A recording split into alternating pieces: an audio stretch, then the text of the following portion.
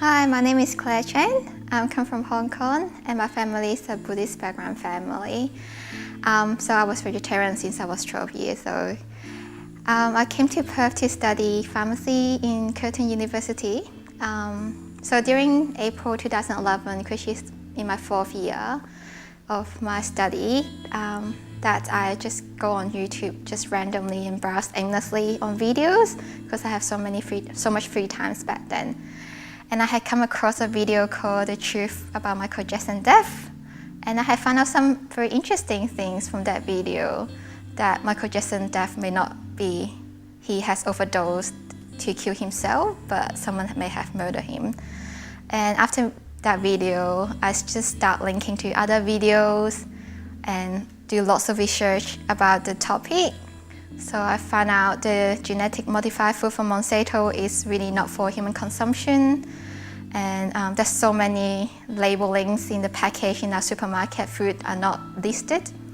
And Homeland Security of the US, what they're doing at the moment, and the fluorine in the water, and the truth of 9/11 attack, which really woke me up at that point.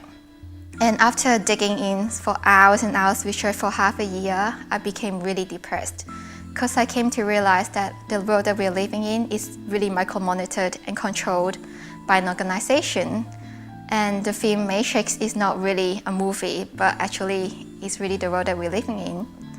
So I was start questioning if such an anti-Christ organization did exist in this world, then Christ must have existed.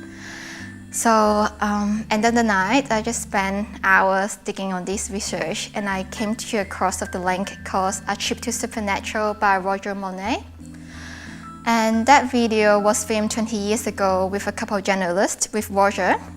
It's talking about how Roger had called out by the Lord from the bondage of Satanism.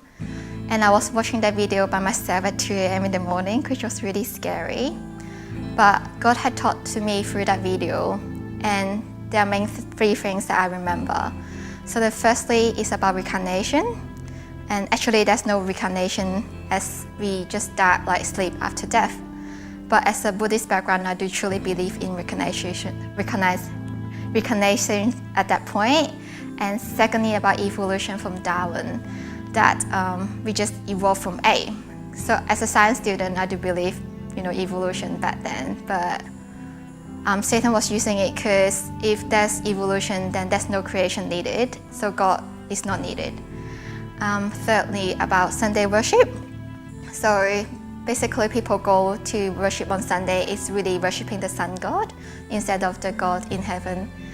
And Roger had mentioned that the group that would not be easily deceived by Satan at the end of the age would be the one that keep the Sabbath holy, which the people go on Saturday to worship instead of Sunday. So I Google about Sabbath keeper, and the word Adventist come up.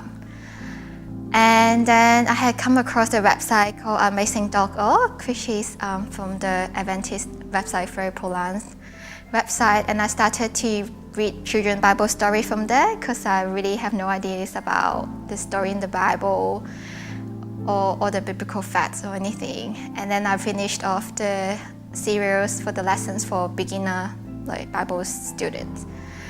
And back then I was really hesitated to go to church because I was deeply bonded in a worldly relationship with a person that I was with for 6 years back then. And we had a business together, and he was really capable of earning lots of money. And we managed to have a house with the mortgage, and we had a dog, which is a golden retriever that we had since he was 10 weeks old. But just keep reading the word and listening to the sermon, and I deeply realized that we were not yoked, we were unequally yoked to say. And in order to follow God wholeheartedly, I really need to give up that relationship. I started to decide to go to church last year in April, and I just searched on Google that which is the closest Adventist church that I would, close to my home, which turned out to be Ridge Church. And I stepped into the church, and Saray just welcomed me and then asked me to stay for a basket lunch at that Saturday afternoon. That I was quite reluctant to stay. And Dale just started to give me Bible study the week after. And after studying for 6 months, I knew that I really have to make the move to move out. And within a week, I found a place in a share house, and my church family just, helped me to move out. And I was just questioning myself, what was I doing? Why do I need to give up all these things that I was living so comfortably? And to make that move was really hard. And God was saying, just do it for the glory of God. And then I did. So I picked up some books and some clothes and just moved. And God has been really faithful to me and been really taking care of me for the last year or so. And I remember that my secondary school teacher, which I was back in Catholic school, told me that God would not put a burden on someone if they cannot bear it. And I claimed that promise on God as well at that time. And yeah, I made it, and that was the most courageous things I have ever done in my whole life, and that was the best decision that I had made. And after moving out, I keep going to church and involved in church activities, and I get baptized in April this year in Reed Park. I just want to tell you guys that even you don't know that you're seeing the result of the seed that you sow in someone, but keeping being witnesses, then it will really impact people's life, and you will see the reward in heaven.